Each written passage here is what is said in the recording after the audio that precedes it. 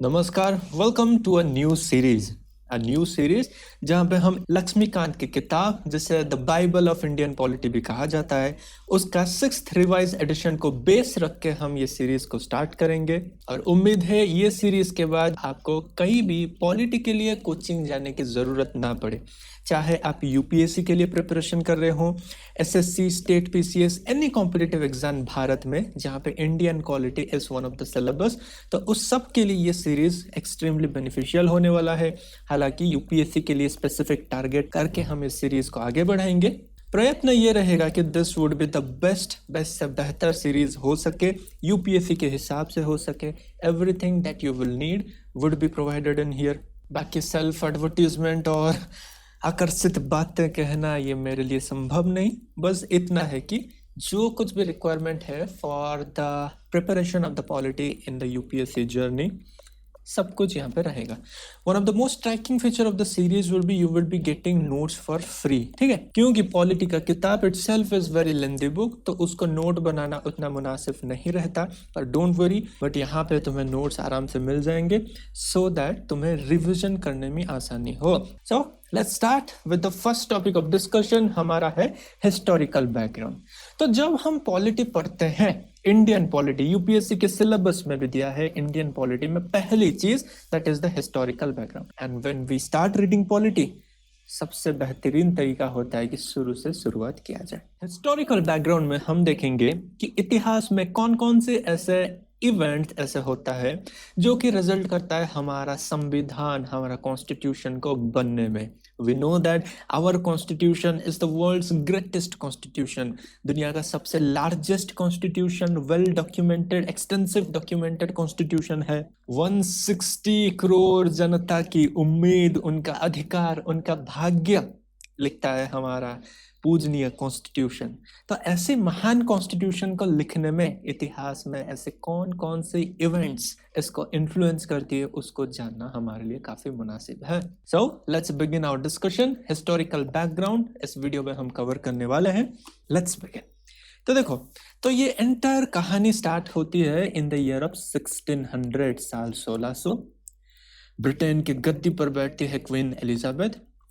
तब 1600 में ही एक कंपनी रजिस्ट्रेशन होती है जिसका नाम है ईस्ट इंडिया कंपनी। एंड यहाँ पे ध्यान देने वाली चीज ये है कि इस कंपनी के जो डायरेक्टर्स होते हैं वो काफी प्रभावशाली होते हैं, काफी रिच होते हैं, उनका पहुंच क्राउन के पास बेहतर होता है। तो वो क्या करते हैं, ऐसे बातचीत करके एक चार्टर ग्रांट करवा लेती है क्वीन एलिजाबेथ, चार्टर को साइन करके दे देती है। चार्टर में यह लिखा होता है कि ईस्ट इंडिया कंपनी को यह अधिकार मिल गया for the trade monopoly over the Indian Ocean region. तो कंप्लीट इंडियन ओशन रीजन में ईस्ट इंडिया कंपनी को यह अधिकार मिल गया कि केवल ये ही कंपनी आके यहाँ पे ट्रेड कर सकती है, वो राइट ये ग्रांट करवा लेते हैं। तो 1600 में ईस्ट इंडिया कंपनी ये चार्टर राइट पा के निकल पड़ते हैं टुवर्ड्स द इंडिया। लगभग 8 साल लगते हैं, वो पहुंचते हैं India in the year of 1608। कहाँ पर पहुंचते हैं? दे रीच एट द सूरत। सूरत में 1608 में पहुंचता है ईस्ट इंडिया कंपनी। ना यहाँ पर ध्यान देने वाली चीज है कि इंडिया पे उस समय मुगल का शासन चल रहा था।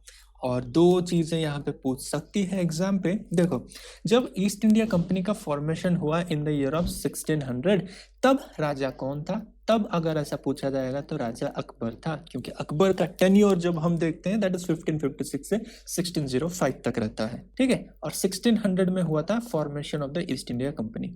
जब ईस्ट इंडिया कंपनी इंडिया पहुंचता है, कब? देखो 1600 में वो निकले थे and they reach here eight 1608। तो जब 1608 में ये इंडिया पहुंचता है तब शासन चेंज हो जाता है। जहांगीर, अब अकबर का बेटा जहांगीर अब गद्दी में विराजमान होता है। So Jahangir is the ruler when the East India Company arrived India. ठीक है, तो ये दोनों प्रीलिम्स वाले क्वेश्चन है, इसे तुम ध्यान में रख सकते हो। फिर 1608 में जब वो सूरत पहुंचते हैं, सूरत पहुंचते ही वो क्या करते हैं, चारों ओर ऐसे जाते हैं, एक्सप्लोर करते हैं।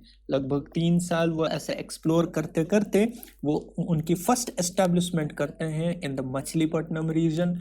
1611 में पहला फर्स्ट वेयर हाउस या फैक्ट्री वो बनाते हैं। कहाँ पे? आंध्र प्रदेश के मछलीपट्टनम रीजन में पहली वेयर हाउस बनाते हैं। उसके एक साल बाद ही वो सेकंड एस्टेब्लिशमेंट उनका बनाते हैं इन द ईयर ऑफ 1612। तो देखते ही देखते लगातार 2 फैक्ट्री एस्टेब्लिश हो जाती हैं। उनका क्या होता है, ट्रेड एक्सपेंशन होता है, बहुत सारा पैसा वो कमाते हैं, वेल्दी हो जाते हैं, और जब वेल्दी हो जाता है कोई तो मोनोपोली वहाँ पे आ ही जाता है। तो ऐसे ही सूरत के रीजन में वो मोनोपोली कर रहे थे, उस बीच उनका झगड़ा हो जाता है विद द पोर्तुगीज। देखो उस समय केवल ब्रिटिशर्स ही तो नहीं थे ना, पोर्तुगीज थे, फ्रांसीसी थे, डच भी थे, भारतवर्ष आ चुके थे। तो 1612 में ब्रिटिशर्स वर्सेस पोर्तुगीज एक घमाघम झगड़ा हो गया। ये जो झगड़ा है ये काफी सीरियस हो गया and it got converted into a battle, जो कि एक नेवल बैटल होता है। इसे कहते हैं the battle of Swally of 1612। Now Swally कहाँ पे है, देखो यहाँ पे मैप में, सूरत के पास ही एक जगह है, इसे स्वाली कहते हैं। एंड दिस बैटल हमारे इतिहास के लिए बहुत इंपॉर्टेंट होता है। ब्रिटिशर्स ऑब्वियसली पोर्तुगीज से एडवांस थे in terms of naval power, उनका नेवल बैटल वो बहुत अच्छे तरीके से लड़ रहे थे and it kind of impressed जो हमारा उस वक्त था मुगल शासक जहांगीर को ये ब्रिटिश के वार कौशल, पानी में लड़ने की क्षमता काइंड ऑफ इम्प्रेस कर गया। और जब ब्रिटिशर्स को इस बात का पता चल गया कि मुगल शासक उनके ऊपर प्रभावित है, उन्होंने बड़ी ही कुशल तरीके से क्या किया, धीरे धीरे बहला फुसला कर मुगल शासन से सूरत का एक्सक्लूसिव ट्रेड राइट अपने नाम करवा लिया। देखो चाल को अच्छे से समझो। इन द ईयर ऑफ 1608 वो सूरत पहुंचे, एस्टेब्लिशमेंट हुए। 1612 में सूरत में स्वाली के पास होती है क्या, लड़ाई में ब्रिटिशर्स जीत जाते हैं। मुगल शासन ब्रिटिशर्स को ऐसे टुकुर टुकुर देख रहा था and he was a kind of impressed from the way Britishers fought their war. उसके साथ साथ ही 1612 में सूरत को एक्सक्लूसिव ट्रेड राइट मिल जाता है ब्रिटिशर्स के पास ना। यहाँ पे और ये जो पहले का चार्टर एक्ट है, दोनों पे एक्सक्लूसिव राइट मिला। इस दोनों का डिफरेंस क्या है, देखो ये मिला फ्रॉम द सरकार ऑफ द ब्रिटिश, मतलब कोई भी ईस्ट इंडिया कंपनी के सिवा ब्रिटिश कंपनी इंडियन ओशन में आके ट्रेड नहीं कर सकता। पर ये जो 1612 में जहांगीर ने जो एक्सक्लूसिवनेस दे दी, उसका मतलब कि इंडिया में सूरत में ईस्ट इंडिया कंपनी के सिवा और कोई ट्रेड नहीं कर सकता। This was, my friend, a huge achievement. Remember the date 1612. They got सूरत का exclusive trade rights. उसके बाद देखते हैं क्या हुआ। After this event ऐसा ही चलता रहा, वो धीरे धीरे उनका ट्रेड एक्सपैंड करते रहे।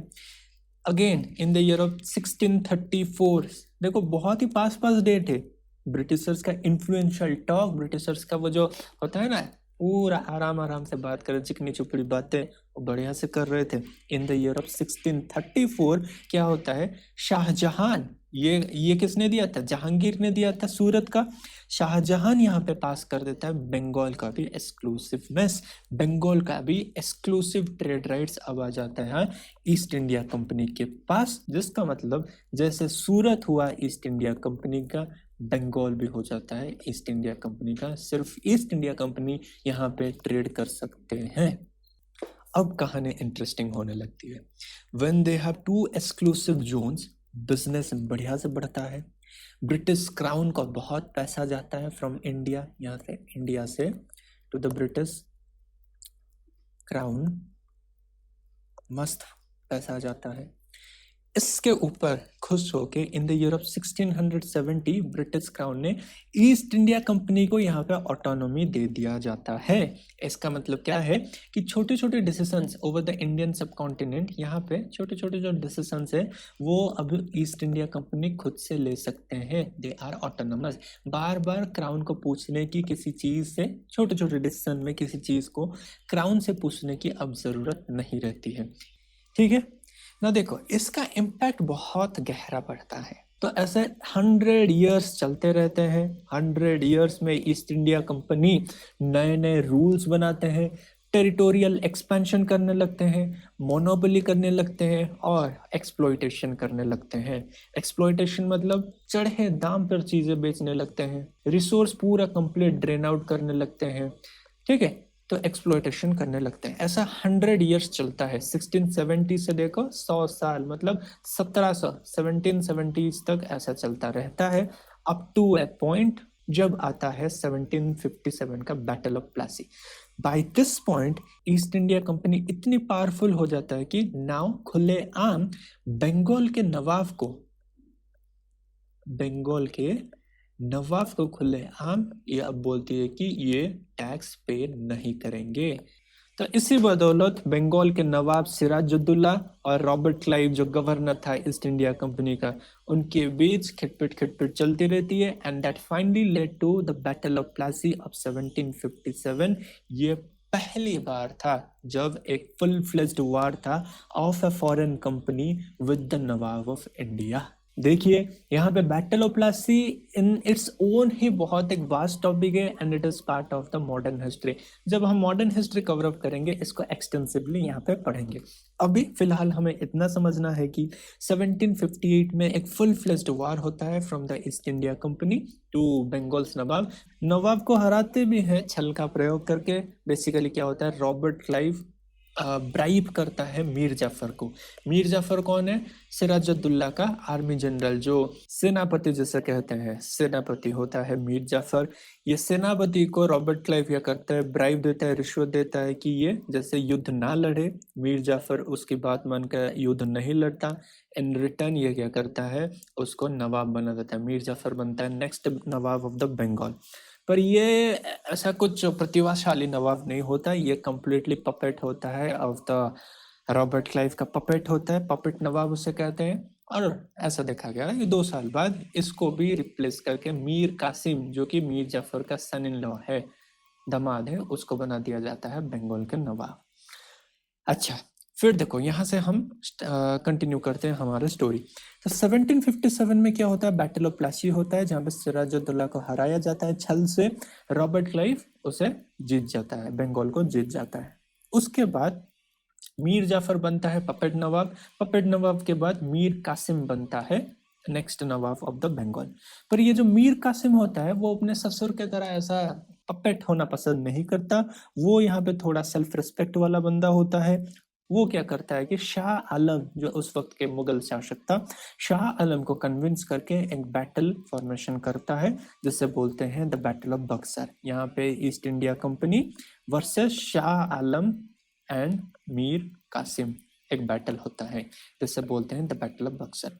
भारत के इतिहास में बैटल ऑफ बक्सर ऑफ 1764 बहुत इंपॉर्टेंट है, क्योंकि यहाँ पे रॉबर्ट क्लाइव आराम से जीत तो जाता है, उसके साथ साथ ही देखो मीर कासिम यहाँ पे भाग जाता है, शाह आलम पकड़ा जाता है by the Robert Clive. Robert Clive as the war compensation यहाँ पे शाह आलम से डिमांड करता है कि वो उसको दीवानी राइट्स दे दे। मतलब ईस्ट इंडिया कंपनी को after the battle of Buxar क्या मिलती है दोस्तों, उनको मिलती है दीवानी राइट्स। दीवानी राइट्स का मतलब है कि बंगाल, बिहार और उड़ीसा, ये 3 जो प्रोविंसेस थे या राज्य या एरिया थे, उसमें टैक्स जो कलेक्ट करेगा वो अब ईस्ट इंडिया कंपनी करेगा।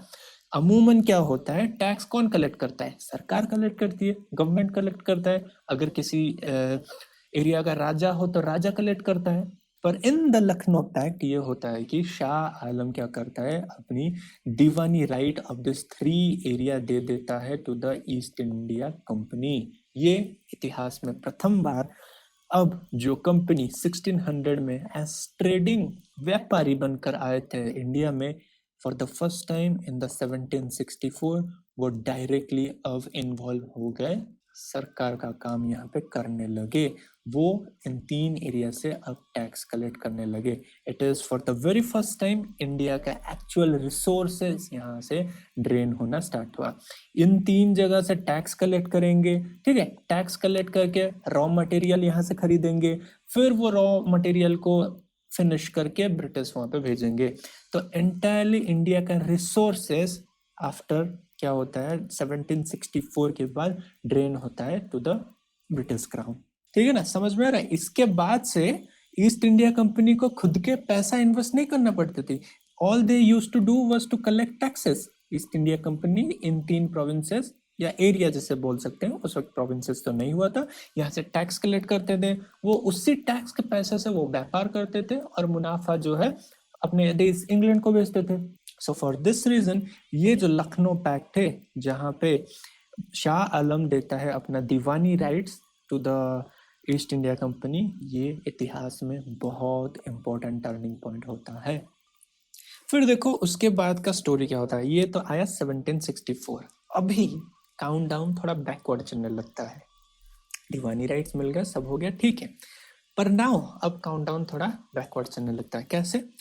फ्रॉम 1766 से 1769 तक एंग्लो मैसूर वार होता है। Tipu Sultan versus east India company, घमाघम युद्ध होता है। और ये युद्ध का परिणाम कुछ नहीं होता है, उनको नुकसान लगते हैं because it drained heavy resources and money for the war.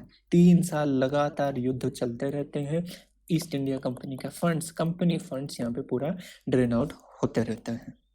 ये वॉर 1769 में खत्म होते होते ईस्ट इंडिया कंपनी का क्या होता है, फंड में कमी आ जाती है and they started to impose heavy taxes. अब उनको हेवी टैक्स, चारों ओर उन्होंने टैक्स को पूरा हेवी अमाउंट कर दिया। 1769 में क्या होता है, बंगाल में फेमाइन आता है। बंगाल के एग्रीकल्चरल आउटपुट उतने अच्छे नहीं होते, जिस हिसाब से हेवी टैक्स जो होता है ना, ईस्ट इंडिया कंपनी जो इम्पोज कर रहा था उसको लोग पे नहीं कर पा रहे थे। यहाँ पर टैक्स की बात तो छोड़ दो, कंजप्शन ही इनसफिशिएंट था, एग्रीकल्चर जीरो के बराबर था, लोग खाने के लिए तरस रहे थे। और इट इज दिस इवेंट मानव इतिहास में अंग्रेजों द्वारा सबसे घिनौना काम यहाँ होता है। सिवाय कुछ कंपनसेशन देने के बजाय वो क्या करते हैं, टैक्स को और टाइट कर देते हैं। लोगों के पास खाने के लिए कुछ नहीं होता है, हार्वेस्ट पूरा लो हो चुका होता है, एक्सट्रीम टैक्स का बोझ रहता है, लोग फूड शॉर्टेज से मर रहे थे, खाना ना पाकर लोग मर रहे थे। ये फोटो देखो क्या हालत हो गई है, ये this is the real photo. Complete Bengal region में 1/3 पॉपुलेशन मर जाते हैं भूखमरी के कारण। बहुत पैथेटिक कंडीशन। फिर देखो क्या होता है। मैसूर वार होता है जहाँ पे हेवी लॉसेस हुआ, बंगाल फैमिन होता है जहाँ पे टैक्स कलेक्शन भी लो होता है। उसके बाद क्या रिजल्ट क्या होता है इन सब का, ब्रिटिश ईस्ट इंडिया कंपनी का यहाँ पे ह्यूज लॉस हो जाता है। लॉस का 1-2 कारण और भी है। देखो यहाँ पे कंपनी का तो बहुत तेजी से लॉस हो रहा था, पर ईस्ट इंडिया कंपनी के जो ऑफिशियल्स थे वो यार यहाँ पे बहुत रिच होते जा रहे हैं। एग्जैक्टली मॉडर्न पाकिस्तान जैसा। पाकिस्तान पूरा भिखमंगा गरीब हो चुका है, पर उनके आर्मी चीफ जो थे वो बहुत अमीर होते हैं। वो कैसा हुआ? ऑब्वियसली एक बढ़िया टर्म है करप्शन। एक्सट्रीम लेवल पर करप्शन कर रहे थे ब्रिटिश ऑफिशियल, उनका पॉकेट बहुत गर्म हो रहा था। By the same time east India company यहाँ पे कंगाल होती जा रही थी। उसी वक्त सेकंड चीज क्या होता है कि डच जो लोग थे वो क्या कर रहे थे, चाय को स्मगल करके अमेरिका में बेचते थे। तो by that time America was a large market of east India company. चाय यहाँ पे बेचते थे, टी। तो डच क्या करते थे, स्मगलिंग करके कम रेट में यहाँ पे अमेरिका पे बेच देते थे। तो ईस्ट इंडिया कंपनी का कंप्लीट मार्केट कैप्चर डच ने कर दिया था through smuggling of the T. तो सिचुएशन ऐसा हो गया था कि चाय के गोदाम पे क्या होता था, चाय पत्ते रख के सड़ी जा रही थी, पर मार्केट एंटायरली डच के द्वारा डोमिनेटेड था। तो इस सब वेरियस कारण जो ये वॉर था, वॉर, फिर बंगाल फेमाइन, फिर करप्शन, फिर Dutch smuggling of the T, इसके कारण ब्रिटिश ईस्ट इंडिया कंपनी को ह्यूज लॉस यहाँ पे होता है। एंड देखो क्राउन के लिए भी ये काफी शॉकिंग चीज था, क्योंकि जो कंपनी क्राउन का वो जो होता है ना रेस वाला घोड़ा जो बहुत मुनाफा भेजा करती थी, अब वो खुद बहुत ही लॉस में जा रहा है। देन क्राउन ने क्या किया, डिसाइड किया कि इस कंपनी को ऐसे डूबते हुए तो ये नहीं देख सकते। Crown decided to rescue East India company. Huge amount of loan यहाँ पे क्या होता है, क्राउन देता है to the East India company, पर बकाई शर्तें कि अब से कंपनी के जो पॉलिसीज हैं, कंपनी के जो वर्किंग एडमिनिस्ट्रेशंस है, वो अब क्राउन भी उसमें इन्वॉल्व रहेगा। अब कंपनी पूरा प्योरली प्राइवेट कंपनी नहीं रहेगी, क्राउन का इंटरवेंशंस में धीरे धीरे कंपनी में बढ़ेगा। तो क्राउन क्या करता है, crown decided to regulate the company. तो तब स्टार्ट होता है क्राउन्स कंट्रोल। और इस क्राउन रूल को भी अगर देखा जाए तो हम उसे ब्रॉडली 2 कैटेगरी में डिवाइड कर सकते हैं।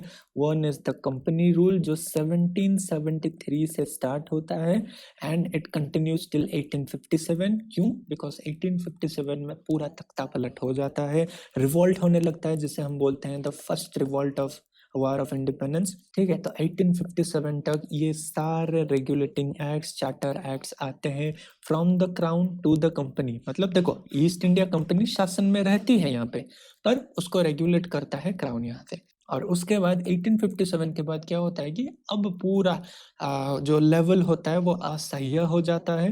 कंपनी रूल यहाँ पे कंप्लीट डिमोलिश किया जाता है। क्राउन अब डिसाइड करता है कि वो खुद भारत के जो रियासतें ईस्ट इंडिया कंपनी ने कैप्चर की थी उसको खुद रूल करे।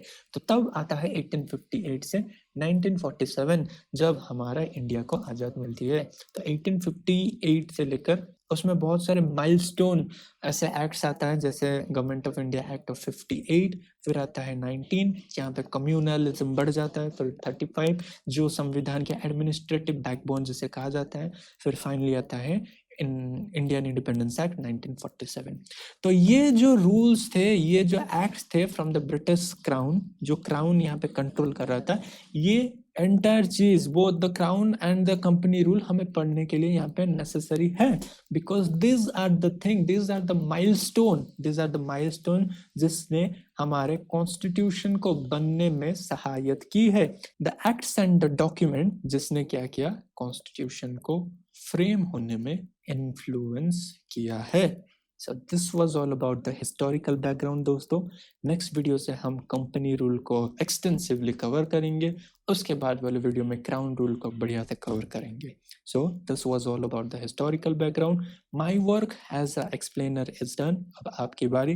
वीडियो अच्छा लगे तो लाइक कीजिए, देन चैनल को सब्सक्राइब कीजिए और कमेंट लिखकर बताइए। तो ये 3 काम आपका है, चाहे आप इसे गुरु दक्षिणा के हिसाब से भी सोच कर देख सकते हैं।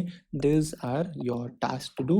मेरा काम है पढ़ाना, आपका काम है ये 3 करना। सो मिलते हैं नेक्स्ट वीडियो में, तब तक के लिए इसको रिवाइज करते रहे। God bless you, may the God answer your prayer.